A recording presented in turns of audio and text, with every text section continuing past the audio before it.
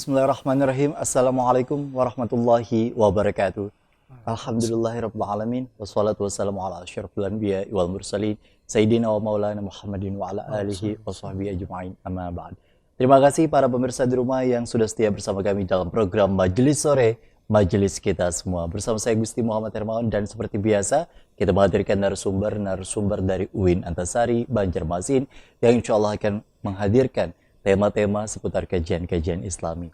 Hari ini kita mengangkat tema harta yang sesungguhnya bersama dengan salah satu akademisi dari UIN Antasari Banjarmasin, yakni ada Bapak Dr. Zikri Nirwana, MAG. Assalamualaikum. Waalaikumsalam warahmatullahi wabarakatuh. Alhamdulillah, sehat ya Pak ya? Sehat, alhamdulillah. Kita bisa kembali menyapa para pemirsa di rumah dalam program Majelis Sore, bicara mengenai harta yang sesungguhnya. Sebelum kita bahas lebih lanjut, boleh kita ingin dengar bersama terkait pembuka tema kita pada hari ini. Baik, terima kasih. Assalamualaikum warahmatullahi wabarakatuh. Waalaikumsalam. Bismillahirrahmanirrahim. Alhamdulillah wassalatu wassalamu ala Rasulillah wa ala alihi wa sahbihi wa walah ma ba'du. Para pemirsa yang dirahmati Allah Subhanahu wa taala, kita sebagai manusia umumnya terlalaikan oleh aktivitas atau kesibukan kita dalam mencari harta, dalam mencari dunia. Dan kita umumnya beranggapan bahwa apa yang kita miliki saat ini itu adalah milik kita sepenuhnya.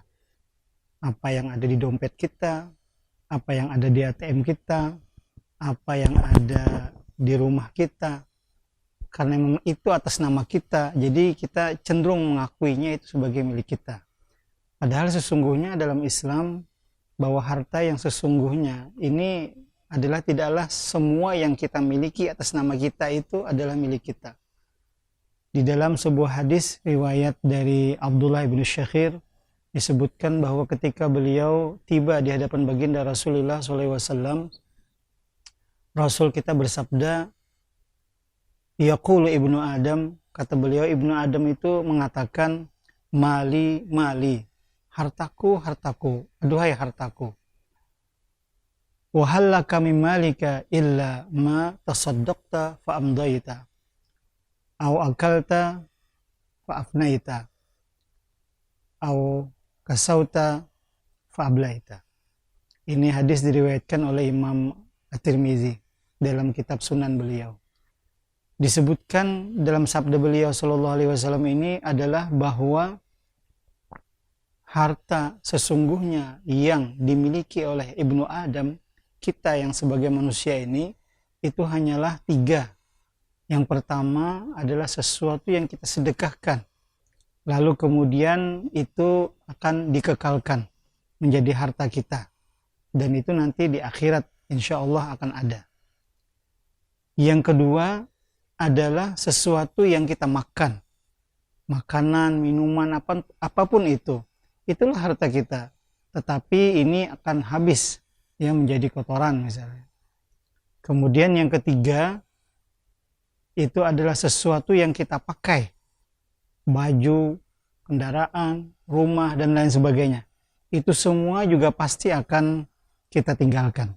Jadi hanya satu harta sesungguhnya yang akan kekal sampai di akhirat. Maka dalam hal ini kita tentunya harus menyadari bahwa sesungguhnya harta kita ini adalah hanya yang 3 macam itu.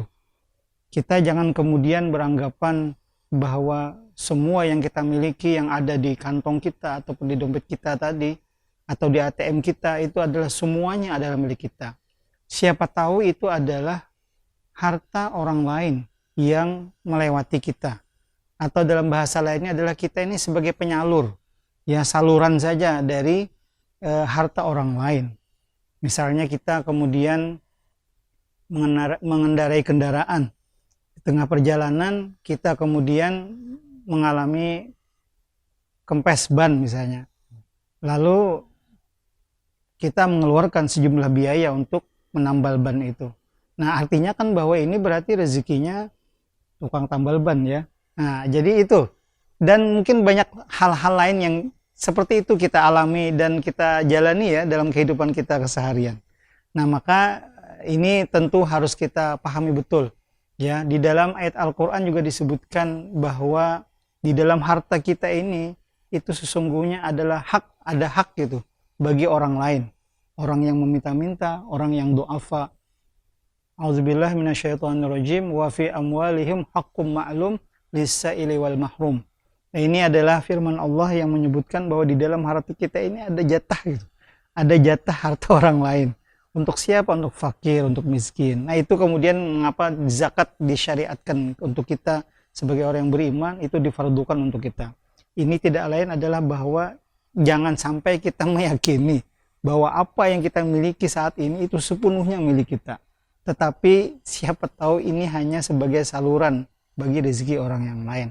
Sementara harta kita yang sesungguhnya yang kita sedekahkan, yang kita makan atau yang kita pergunakan. Itu aja. Masya Allah. Artinya dengan kondisi seperti itu sebenarnya kalau bicara mengenai harta sudah disinggung dan dibahas begitu ya Pak ya. Bukan hanya dalam artian kalau sejauh ini kan apalagi dengan hadirnya sosial media begitu banyak orang-orang atau sebagian dari diri kita yang kemudian menampilkan harta-harta yang dimiliki untuk tujuan yang mungkin sebenarnya cukup baik dalam tataran di mana untuk memberikan motivasi agar orang lebih giat bekerja dan lain sebagainya. Tapi pada suatu ketika banyak juga orang yang kemudian juga terjerembab dengan kondisi seperti itu sehingga merasa bahwa ketika tidak memiliki harta maka tidak ada kehidupan bagi dirinya. Nah, dengan kondisi seperti itu, Pak, kita ini kan memang terlahir dalam kondisi yang fitrah, yang suci, yang memang istilahnya dilahirkan oleh ibu kita masing-masing dalam kondisi telanjang tanpa memakai sehelai apapun. Lalu kemudian pada kondisi kehidupan proses berjalan, lalu kemudian kita dikenalkan dengan makanan, dengan minuman, dengan pakaian yang mungkin istilahnya begitu banyak pilihannya hari ini, dengan ragam harga, ragam brand atau merek istilah yang kemudian juga hari ini bagi sebagian orang ini dijadikan sebagai perlombaan untuk bisa dimiliki satu sama lainnya. Nah, dengan kondisi seperti itu, Pak, sejauh mana sebenarnya kita sebagai umat manusia menyikapi dengan begitu banyaknya pilihan yang ada di dunia ini dan dengan jatah rezeki yang kita miliki. Baik, jadi kita itu sebetulnya pada prinsip ya, kalau kita berpegang pada prinsip Islam, sesungguhnya adalah bahwa kita ini kan di dunia ini hanya sementara ya. Artinya kita di dunia ini bukanlah rumah kita yang sesungguhnya, bukanlah harta kita yang sesungguhnya. Bahwasanya di dalam Islam kita memiliki keyakinan akhirat itu adalah sebenarnya kampung kita di situ, harta kita di situ gitu. Jadi, nah kalau misalnya ini hanya sebagai penampungan sementara atau tempat istirahat sementara kita yang ingin melakukan perjalanan menuju kampung kita yang sebenarnya, mengapa kemudian kita berpikir untuk bernyaman-nyaman di sini, untuk berlama-lama dan bersenang-senang di sini? Padahal sesungguhnya ini kan sesuatu yang pasti nanti akan kita tinggalkan. Ya, buat apa istilahnya kita ini berlomba-lomba dalam memperbanyak harta, berlomba-lomba dalam memperbanyak aset dunia. Padahal nanti pada akhirnya itu akan kita tinggalkan. Dia akan menjadi hak ahli waris kita gitu. Sementara kita apa yang kita bawa? Ketika kita masuk kubur, kita bawa apa-apa. Bahkan kita di situ nanti akan diminta pertanggungjawaban. Inilah kemudian mengapa Allah Subhanahu wa taala memperingatkan kita dalam Quran surah At-Takatsur. Ya, bismillahirrahmanirrahim. Alhaakumut takatsur hatta zurtumul maqabir. Ya, kita ini sesungguhnya telah dilalaikan oleh bermegah-megah. At-Takatsur itu persaingan untuk saling memperbanyak. Ya, memperbanyak apa yang dimiliki, supaya yang lain mengakui bahwa dia memiliki lebih banyak dari yang lain. Nah, cuman kalau itu motivasinya adalah persaingan, maka sesungguhnya ini adalah usaha yang tidak akan pernah berakhir dan baru akan berakhir ketika kita masuk ke kubur. Nah, ini yang diwanti-wanti. Di akhir ayat Allah mengingatkan summa latus'alunna yauma idzin 'anin na'im. Kita akan dimintai nanti pertanggungjawaban nikmat-nikmat yang sudah kita nikmati, fasilitas yang sudah kita gunakan di dunia ini. Nah, itu bahaya tuh. Makanya dalam hal ini kita harus memiliki prinsip bahwa dunia adalah sementara. Kita hidup di dunia ini sekedar apa yang menjadi keperluan, bukan bukan keinginan itu, ya. Jadi hidup itu sesuai keperluan, hidup di dunia maksudnya itu sesuai keperluan, bukan sesuai keinginan. Kalau keinginan itu tidak mungkin akan bisa terpenuhi. Dalam sebuah hadis yang lain Nabi menegaskan bahwa anak Adam itu seandainya bisa diberikan satu lembah emas, ya, satu lembah emas loh. Kalau diberikan kepadanya satu lembah emas, dia pasti pengen yang kedua. Pengen yang kedua, dapat yang kedua, pengen yang ketiga. Pengen dapat ketiga, pengen yang keempat.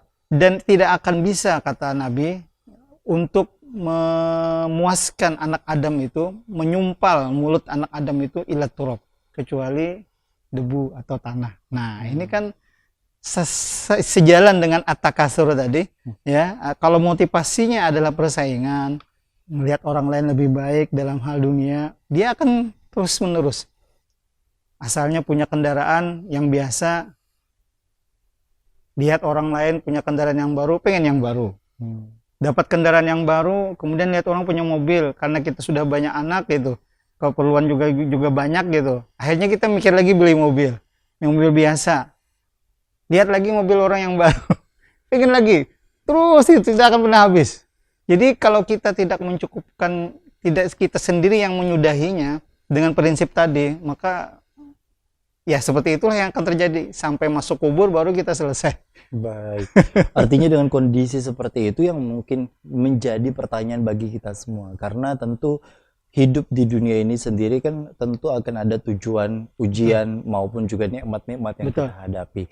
Sejauh mana kita menyikapi terkait dengan rezeki yang kita dapatkan? Apakah kemudian diperbolehkan dalam perspektif agama untuk kita menikmati segala apa yang kemudian diberikan oleh Tuhan dan kemudian juga dikelola dalam bentuk harta yang ada di dunia? Nanti kita akan bahas itu di segmen berikutnya. Tetaplah bersama kami dalam program Majelis Sore, Majelis Kita Semua.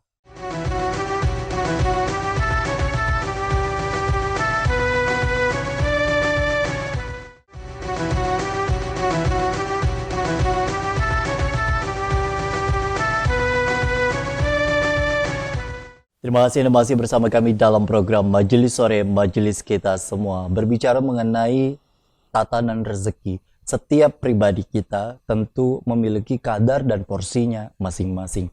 Dan usia pun juga berbeda-beda. Ada yang kemudian sukses di usia muda, ada yang sukses menjelang ajalnya. Dan dengan kondisi seperti itu, begitu banyak hari ini motivator yang memberikan semangat dengan tujuan untuk kita bisa memberikan rasa juang kita sebagai generasi muda mungkin dalam kondisi dalam sekolah, lalu kemudian juga menuntut ilmu, bekerja, hingga mengumpulkan pundi-pundi dalam bentuk harta, investasi, dan bahkan tentunya juga begitu banyak aset dan tabungan. Nah, dengan kondisi di mana pola hidup manusia itu sendiri kan cenderung memiliki kesamaan yang banyak begitu ya Pak ya. Istilahnya dilahirkan, besar, lalu kemudian dia mulai berjalan, lalu kemudian dia mulai sekolah, setelah sekolah istilahnya dengan beragam pendidikan yang kemudian diraih, ujungnya adalah pekerjaan, baik itu mempekerjakan orang lain maupun juga bekerja di tempat orang lain. Nah, dengan tujuan adalah untuk bisa hidup sebenarnya, untuk bisa mendapatkan makanan, hidup dan lain sebagainya layaknya pada umumnya. Tapi dengan bergesernya perubahan tren yang hari ini kian juga menjadi semacam titik abu-abu di mana keinginan dan kebutuhan itu sendiri menjadi sesuatu hal yang disamarkan sehingga kita tidak tahu lagi yang mana yang sebenarnya yang menjadi kebutuhan kita, yang mana yang menjadi keinginan kita, karena didesak oleh kondisi situasi lingkungan atau mungkin misalnya kaitannya dengan faktor-faktor tertentu yang ada di dalam sebuah keluarga. Nah, dengan kondisi seperti itu, sejauh mana kita bisa mengelola rezeki ini? Apakah kemudian kita sebagai manusia yang memang memiliki porsi dan kadar rezeki itu tadi bisa menikmati apa yang menjadi kadar rezeki untuk diri kita itu dalam bentuk harta, untuk bisa misalnya bermegah-megahan yang ditampilkan seperti itu, atau sejauh mana sebenarnya kadar yang seharusnya begitu, Pak? Ya, jadi begini, kembali kepada prinsip kita di awal tadi ya, bahwa kita menjalani kehidupan di dunia ini sesuai keperluan saja, bukan sesuai keinginan. Ya, sebetulnya kalau kita mau jernih berpikir ya, itu bisa ya, manusia itu kalau mau jernih berpikir dengan akal sehatnya, bisa membedakan mana yang memang itu merupakan keperluannya dan mana itu yang merupakan keinginan. Ya, jadi kalau keperluan itu kan berarti dia lebih cenderung kepada fungsi sebetulnya. Ya, kepada fungsi. Contoh misalnya kayak mobil tadi. Karena memang darurat misalnya ya, kita kemampuannya ada, kemudian untuk membeli misalnya mobil yang biasa, kemudian kita beli mobil itu, maka inilah yang disebut dengan keperluan. Artinya dia Membeli sesuatu untuk sia-sia gitu. Iya, artinya dia memang sesuai fungsinya. Persoalan itu kemudian baru, kemudian ada fasilitas tambahan dan lain sebagainya, tidak mempersoalkan itu. Karena yang penting fungsinya adalah bisa untuk membawa keluarga misalnya. Karena dia anaknya banyak, misalnya dia juga bisa silaturahim. Jadi semua keperluan itu didasarkan pada maslahat atau kebaikan. Ya, itu dulu yang penting. Nah, sementara kalau yang keinginan itu lebih cenderung kepada megah-megahan. Ya, kemudian Pengakuan orang lain. ya, rekognisi bahasa sekarang ya, pengakuan bahwa dia adalah orang yang lebih dari yang lain gitu. Nah, kalau misalnya itu sudah menjadi samar, ini susah jadi. Akhirnya susah ya. Makanya kemudian kita dalam hal ini ya, dalam mengedepankan apa istilahnya, pola hidup ini, dalam mencari, dalam hal rezeki ini, maka hendaknya kita lebih mengutamakan apa yang menjadi keperluan kita. Ya, keperluan kita. Nah, persoalan kemudian apakah kita tidak boleh untuk berlebih-lebihan dalam hal mengumpulkan harta. Dalam hal ini Allah sebetulnya tidak melarang ya. Berlebih-lebihan yang dimaksud adalah tidak untuk memperkaya diri, tetapi untuk membantu orang. Itu tidak jadi masalah, karena kan dia beranggapan bahwa dunia ini adalah ladang amal bagi dia. Artinya dia motivasinya sebetulnya misalnya kenapa dia menjadi sangat bergiat dalam mengumpulkan harta, tidak lain misalnya ini bukan hanya sekedar untuk untuk keluarga, tetapi ini adalah untuk bantu orang. Misalnya dia ingin cita-cita pengen punya pesantren misalnya, pengen punya panti asuhan misalnya, lalu dia giat bekerja untuk mengumpulkan itu, karena tujuannya adalah untuk maslahat. Maka sesungguhnya itu sangat dianjurkan. Mengapa kemudian zakat, infak, sedekah itu disyariatkan? Itu sesungguhnya adalah untuk memotivasi kita supaya mengumpulkan harta dunia ini memang harus lebih-lebih gitu. Ya, harus lebih, tapi itu tidak untuk diri kita, memperkaya diri kita, tapi untuk orang lain. Bukan nah, itu bedanya. Untuk terkait dengan perspektif kepuasan diri, betul, bukan. Tapi untuk betul-betul dengan niatan dan tujuan untuk membantu orang lain. Nah, gitu itu, ya, Pak, ya, mungkin itu. Seringkali ini yang menjadi kekeliruan di tengah-tengah kita, yang bisa saja dalam porsinya ketika melihat orang ada saja kecenderungan untuk ingin menyerupai seseorang, tapi karena kondisi yang tidak memungkinkan sehingga memaksakan akan ke sesuatu. Nah, kalau bicara mengenai keinginan tadi, Pak, kita punya keinginan begitu ya. Setiap manusia kan istilahnya ada cita-cita, ada keinginan. Betul. Atau yang kemudian juga berkaitan dengan kondisi di mana yang diharapkan dan mungkin bisa jadi masuk dalam kategori yang didoa secara terus-menerus begitu. Bisa jadi berbentuk harta, bisa jadi berbentuk pangkat, bisa jadi berbentuk jabatan, ataupun juga kekuasaan. Nah, dengan kondisi seperti itu, sejauh mana kategori kebutuhan kita itu sesuai kemampuan kita, Pak? Karena banyak yang mungkin kaitannya dengan kita tahu bahwa itu kita butuh, atau misalnya kita tahu bahwa itu keinginan, tapi mengkategorikan bahwa kita butuh dan mampu ini sendiri seperti apa. Karena terkadang banyak dari diri kita memaksakan diri. Contoh kalau misalnya tadi mau beli baju gitu, tapi dengan kondisi di mana kita tidak memiliki uang sehingga kita berhutang untuk beli baju tersebut. Nah, dengan kondisi seperti hari ini kan apalagi tanpa DP, tanpa apapun istilahnya bisa punya semuanya dengan sangat dimudahkannya untuk bisa berhutang. Nah, bagaimana dengan tataran seperti itu? Mungkin kalau dari perspektif kebutuhan dan kemampuan. Ya. Jadi memang masing-masing itu punya pemikiran tidak sama ya.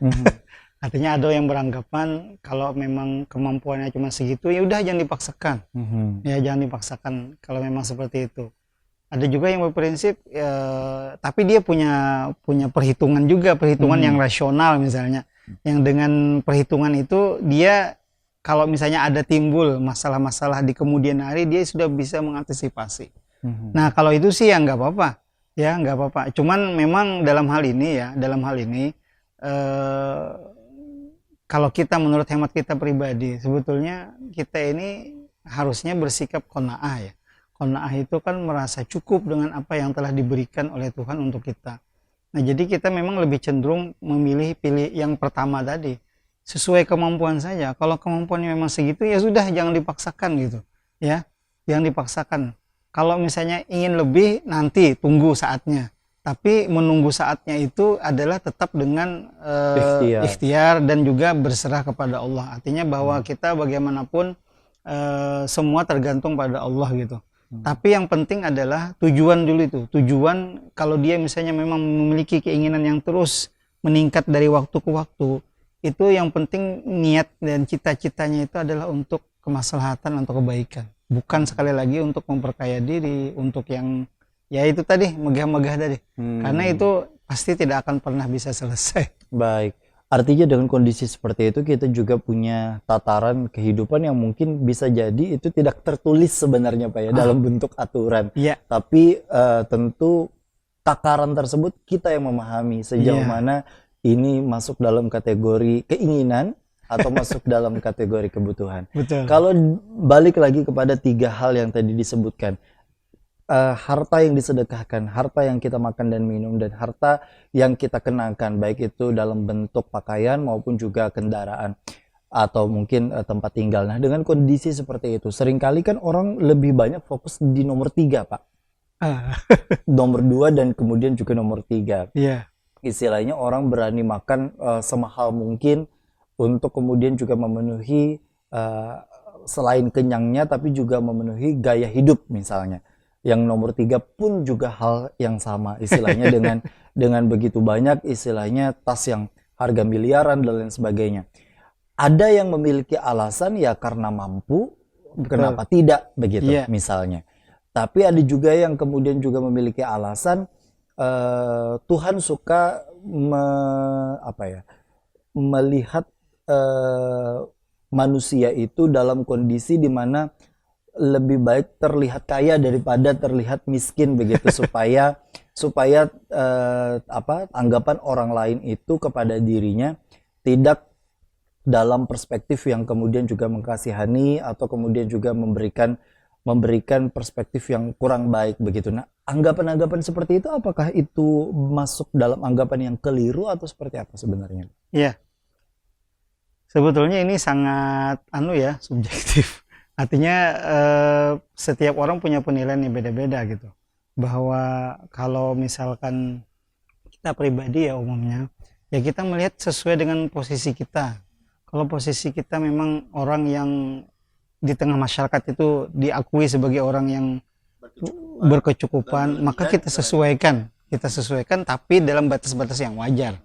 Tidak dalam kemudian ya seperti yang terjadi sekarang ya. Yang mahal gitu terus ditampilkan, diviralkan di media sosial, itu yang salah. Tapi kalau misalnya ingin dengan ya semua tergantung pada niat dan tujuan sebetulnya.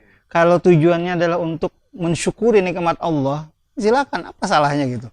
Tapi tidak kemudian untuk dibeberkan ke orang lain supaya orang lain mengakui kita sebagai orang yang dapat afirmasi. Nah, ya itu. Mahal, ya, itu yang nggak boleh. Kalau kita mau nikmati, apa salahnya? Kita punya kemampuan, tidak salah itu. Tapi kemudian kalau kita ini umbar ke orang lain, itu yang bahaya. Kalau kita ingin memaksimalkan nikmat Tuhan gitu, itu bagus sekali. Fa amma bi ni'mati rabbika fahaddits. Ya artinya ya kita tahaddus bin nikmah gitu. Kita ingin mempergunakan nikmat Tuhan secara maksimal dalam batas-batas yang masih wajar, tidak dipaksakan ya. Nah, ketika itu kita sudah merasakan, ya udah kita cukup merasakan aja. Selebihnya ya kita bantu orang gitu ya. Tidak kemudian ini dijadikan sebagai sesuatu yang gaya hidup tadi. kalau gaya hidup tadi akhirnya kita ini kan manusia ini pasti punya perputaran nasib ya. Nah, kadang kita mungkin bisa di atas, ketika di bawah ya ini kita nggak bisa lagi mengontrol, nanti down akhirnya kita. Di segmen berikutnya nanti kita akan membahas terkait dengan kehidupan ala Rasulullah yang kita tahu betul-betul gaya hidup dari Rasulullah, satu keluarga itu tadi bisa menjadi teladan sebenarnya untuk kita, yang sebenarnya kalau dibandingkan dengan kondisi kita hari ini bisa dibilang berbanding terbalik dengan gaya hidup yang ditampilkan oleh Rasulullah Sallallahu Alaihi Wasallam. Kita nanti akan kembali usai jeda, tetaplah bersama kami dalam program Majelis Sore, Majelis Kita Semua.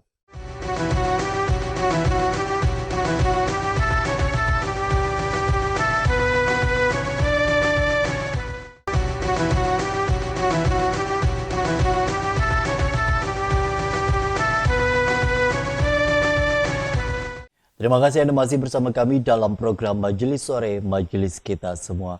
Kehidupan ala Rasulullah yang tentunya bisa jadi membuat kita semakin qanaah, dan insya Allah tentunya harapannya kita bisa mengambil pembelajaran maupun juga hal-hal yang mungkin sifatnya sebagai penahan dari segala kehausan dan kelaparan akan nafsu duniawi yang seringkali menyelimuti dalam diri kita. Kadang kita mengangan-angankan segala sesuatu yang tidak ada pada diri kita, seringkali juga membuat diri kita terlena dengan kondisi angan-angan tersebut dan melupakan akan nikmat yang sudah kita miliki.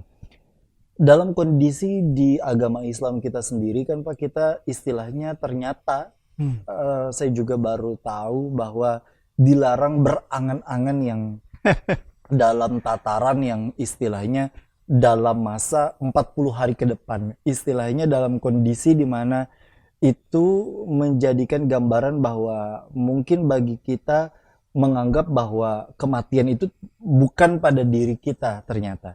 Dengan kondisi di mana misalnya kita kadang kan berangan-angan, misalnya saya ingin ke luar negeri begitu di bulan Maret. Padahal kan itu misalnya masih ada 4-5 bulan lagi misalnya.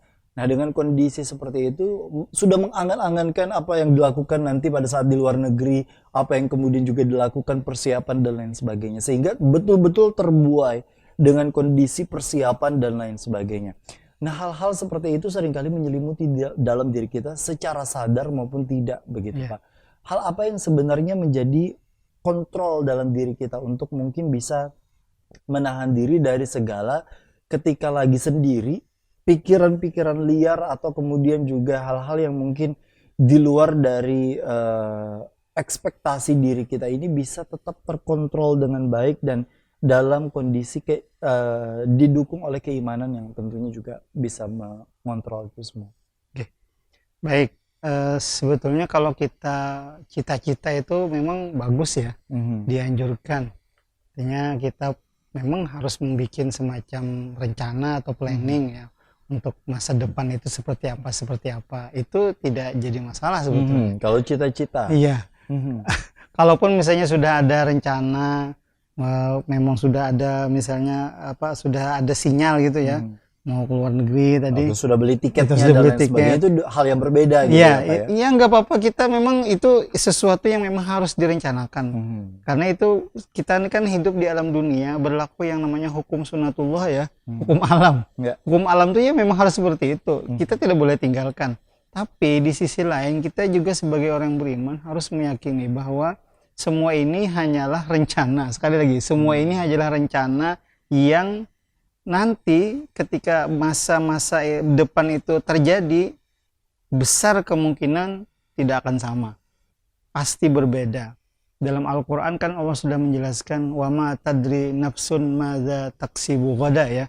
Satu jiwa, satu diri itu tidak akan pernah tahu apa yang diusahakannya besok gitu. Besok saja dia tidak tahu apa yang diusahakannya, meskipun dia sudah punya rencana detail gitu ya, ada protokolnya gitu, sekian jam sini.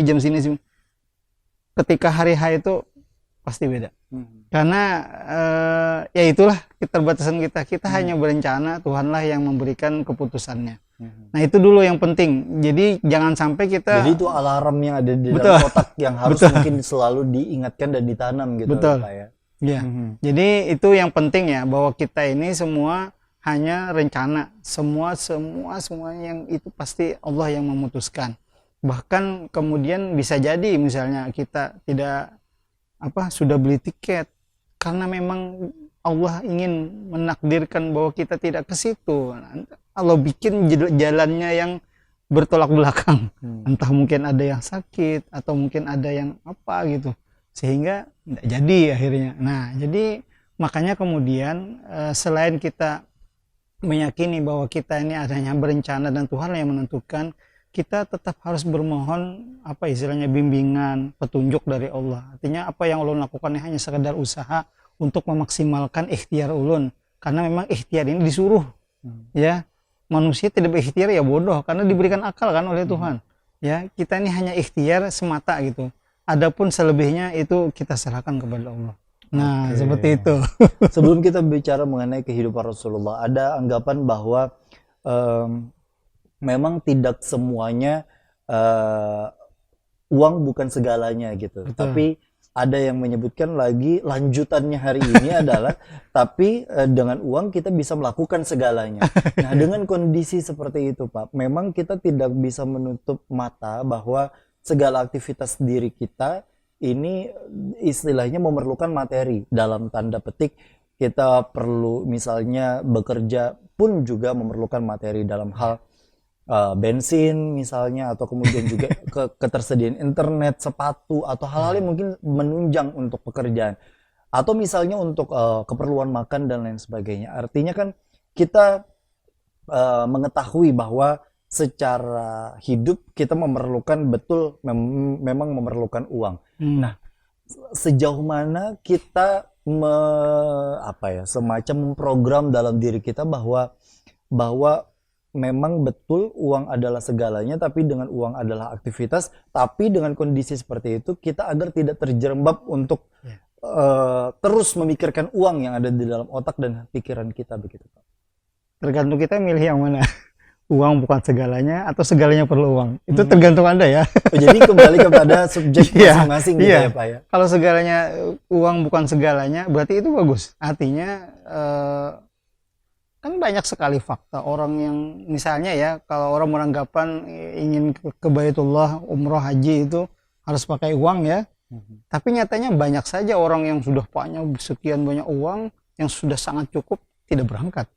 Sebaliknya ada juga yang tidak mungkin dia berangkat tapi berangkat gitu. Nah, artinya bahwa kita dalam keyakinannya orang beriman, kita ini harus selalu berharap kepada Allah, itu aja. Berharap apapun gitu, dalam hal-hal yang teknis sekalipun. Makanya kenapa dalam Islam itu kita diberikan pengajaran untuk selalu berdoa dalam segala kesempatan ya. Mau makan, kita minta doa, dan doanya itu selalu melambangkan ajaran ketauhidan. Allahumma barik lana, misalnya kita makan itu. Nah, ini kan beranggapan bahwa rezeki itu dari Allah, bukan dari usaha, bukan dari uang yang kita belikan makanan lalu kemudian kita makan, bukan, tapi itu adalah dari Allah. Jadi sampai hal-hal yang teknis itu kan diajarkan untuk bertauhid gitu. Artinya ini jangan sampai lepas ya ke kehambaan kita, bahwa kita ini sesungguhnya dalam hal apapun, dalam hal yang sangat kecil sekalipun, itu harusnya kita mohon kepada Allah. Jadi kembali kuncinya adalah kehambaan kita. Jangan sampai ada di dalam diri muncul keakuan dan apalagi kepemilikan itu tadi ya Pak ya, terkait dengan uang, yang menganggap bahwa segalanya saat ini adalah perlu uang, sehingga siapapun hari ini tidak akan bisa apa-apa kalau tidak dengan uang. Nah, artinya nauzubillah kita mungkin masuk dalam kategori-kategori yang istilahnya mengucapkan kondisi seperti itu.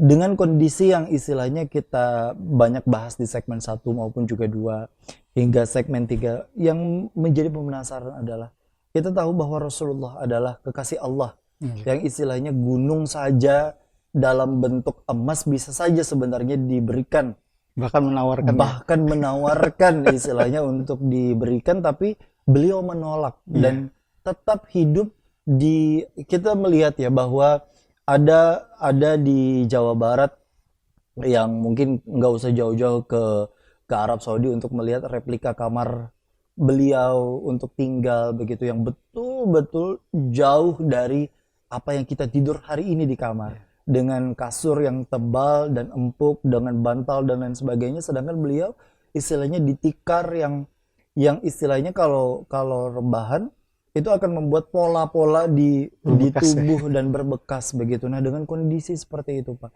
seorang wali, seorang Rasulullah, seorang kekasih Allah yang betul-betul hidupnya sebenarnya memprihatinkan kalau dalam kondisi keekonomian begitu, yang istilahnya dalam kondisi apa ya, beliau menjadi pengusaha pedagang yang suksesnya luar biasa, tapi memilih istilahnya untuk tetap hidup sederhana dan manfaat dari uang yang didapat betul-betul dirasakan oleh orang lain. Apa yang mungkin bisa kita pelajari dari Rasulullah Shallallahu Alaihi Wasallam? Ya, barangkali kalau kita mau kembali kepada diskusi kita di awal tadi, yang ungkapan yang uang bukanlah segalanya ya, itu sebetulnya Prinsip yang beliau Iya. pegang justru. Iya, artinya bahwa beliau ini menunjukkan bahwa beliau sama sekali tidak perlu yang namanya dunia. Beliau hanya perlu akhirat. Ya, dan ini adalah contoh yang sangat ideal ya bagi seorang musafir yang nanti akan berjalan menuju kampungnya yang sesungguhnya. Ya, ya memang kita ini serba salah ya. Memang di satu sisi kita perlu ya untuk melengkapi keperluan hidup kita, selama itu memang dalam batas-batas kewajaran. Ketika kita berkaca kepada kehidupan Rasulullah, memang apa yang kita alami dan jalani saat ini masih jauh ya, jauh dalam artian kalau dibandingkan Rasulullah tidak ada apa-apanya kita ya. Sayyidina Umar saja ketika datang ke rumah Nabi itu beliau sampai menangis melihat Nabi tidur itu tadi di atas sana tadi tilam yang dari pelepah korma tadi ya. Di situ beliau, apa yang engkau menangis wahai Umar, kata Nabi.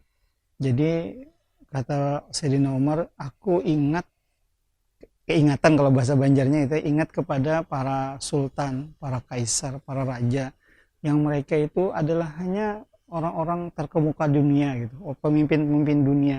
Itu mereka ketika tidur itu dilengkapi dengan kemewahan.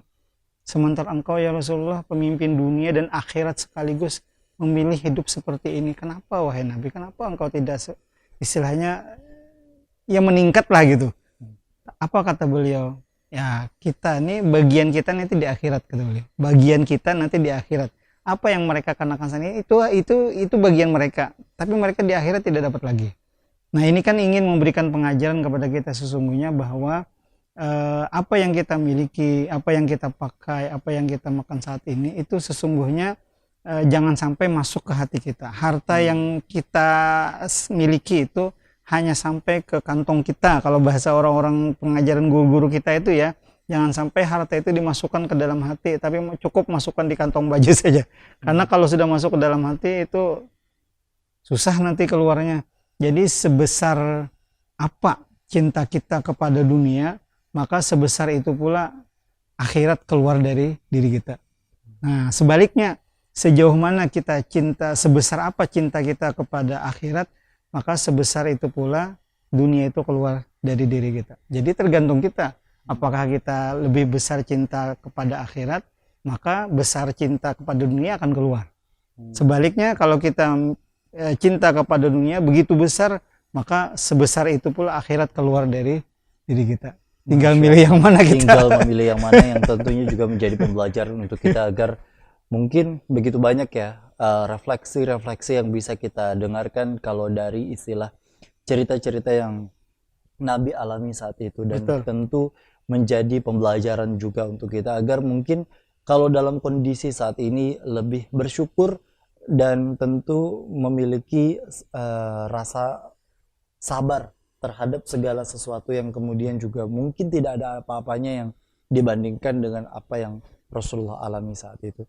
Kita nanti akan kembali usai jeda, tetaplah bersama kami dalam program Majelis Sore, Majelis Kita Semua.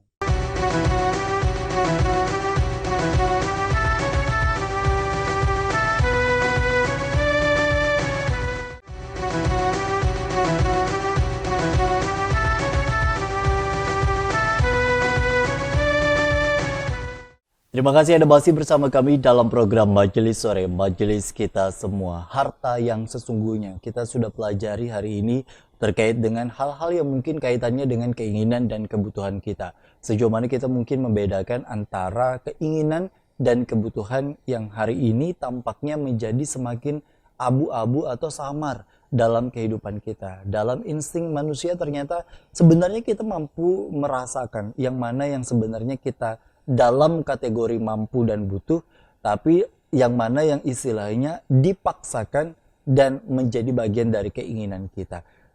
Ada saja hal-hal yang mungkin bisa menjadi bahan untuk kita belajar begitu. Salah satunya dari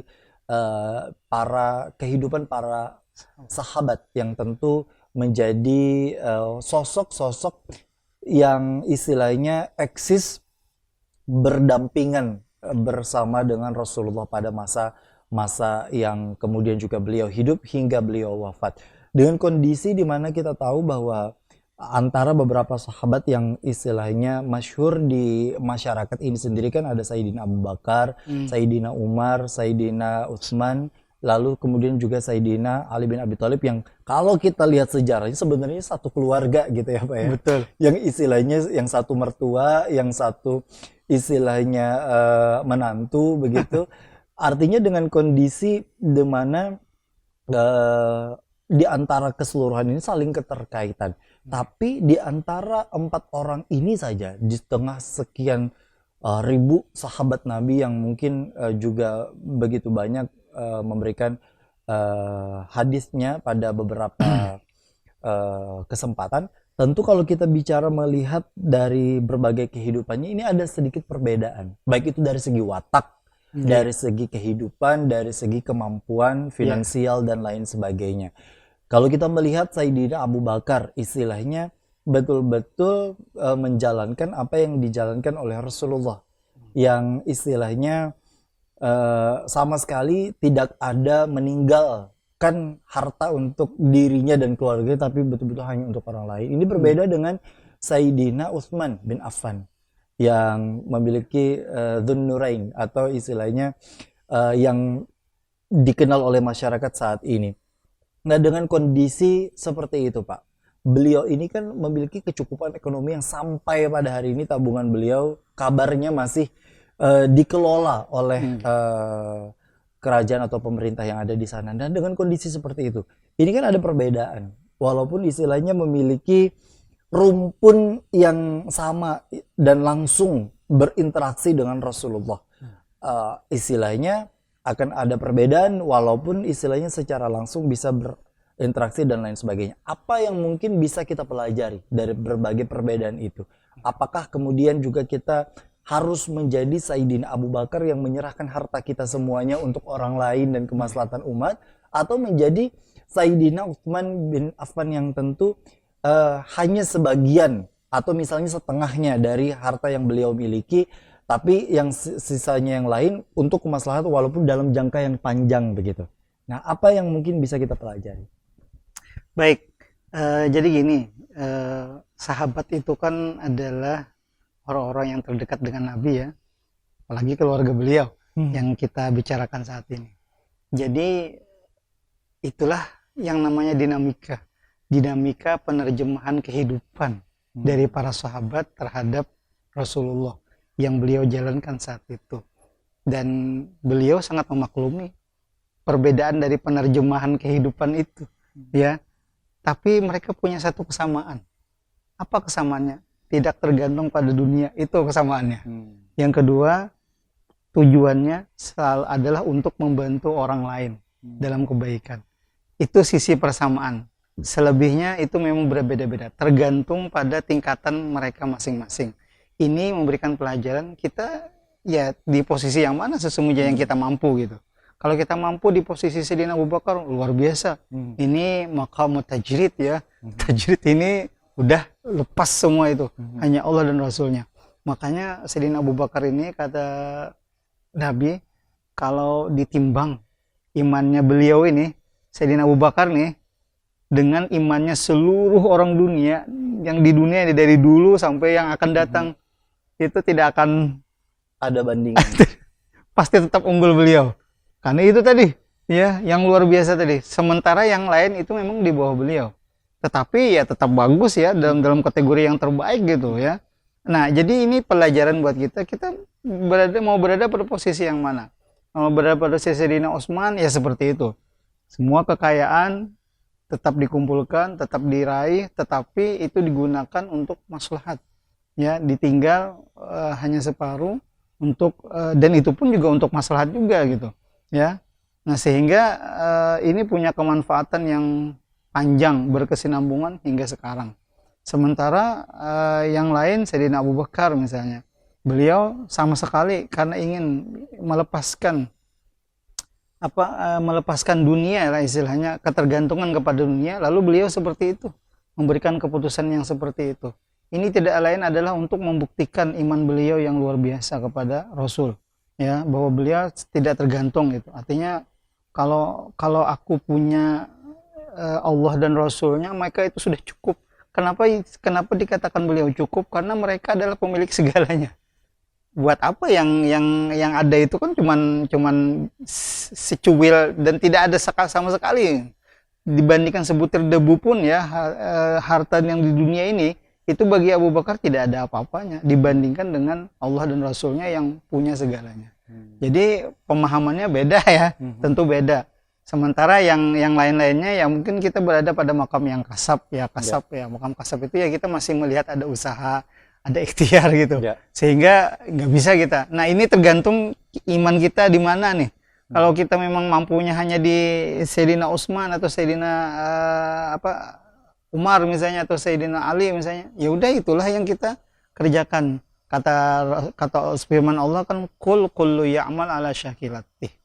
Kita ini beramal sesuai dengan kemampuan kita, sesuai dengan style kita, sesuai dengan apa yang kita lakukan. Yang penting kita, komitmen kita itu tadi tidak tergantung kepada dunia dan selalu bergantung kepada Allah Subhanahu wa taala. Itu yang menjadi bagian yang ternyata juga bisa menjadi kesimpulan yang sama, sekalipun kita kaya atau kemudian juga miskin, karena itu memang sunatullahnya yang hadir di dunia ini. Kalau kaya semua juga agak bingung gitu ya Pak ya.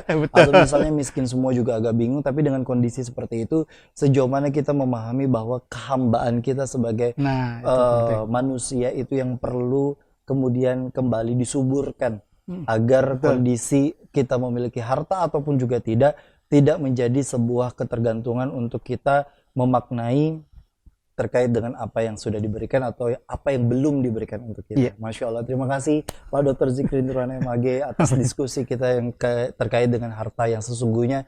Semoga ini bisa menjadi pembelajaran yang tentunya juga tidak akan pernah habisnya untuk kita kontrol dalam diri kita, karena tentu ada saja kadang keinginan atau kemudian juga hal-hal yang bisa mempengaruhi terkait dengan diri kita, terutama dalam nafsu duniawi yang mungkin bisa saja mempengaruhi dalam kondisi kapanpun dan dimanapun. Tapi semoga dengan keimanan dan kehambaan kita terus meningkat agar kondisi hal-hal yang mungkin tidak dirasa perlu di dalam diri kita ini bisa menjadi bagian yang dominan di dalam diri kita, dan sabar dan syukur mungkin ini bisa menjadi hal yang mungkin bisa terus dipupuk, insya Allah menjadi PR bagi semua dari diri kita. Terima kasih bagi para pemirsa di rumah yang sudah menyaksikan program tayangan Majelis Sore edisi hari ini. Semoga insya Allah memberikan bermanfaatan kepada para pemirsa di rumah.